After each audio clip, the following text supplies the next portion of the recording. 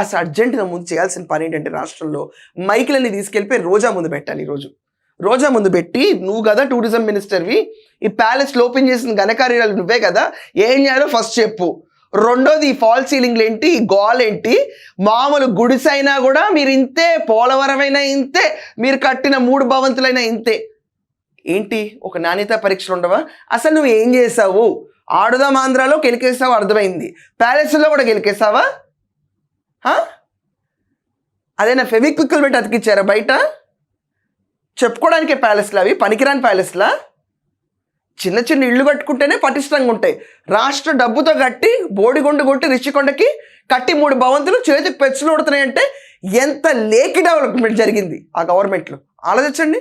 నాసిరకమైన government అంటారు దీన్ని. Liquor నాసిరకం, కన్స్ట్రక్షన్ నాసిరకం. బాగా చేసింది ఏంటో తెలుసా? లిక్కర్ దోపిడీ, మైనులు దోపిడీ, ఇసుక మాఫియా, బూతులు తిట్టడం, రాష్ట్రంలో ఏ స్కోప్ ఉందో అట్లా తిట్టడం.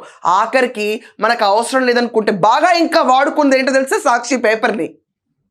చెప్పండి, ఇది ఇలా బాగా వాడుకోవడం వచ్చింది.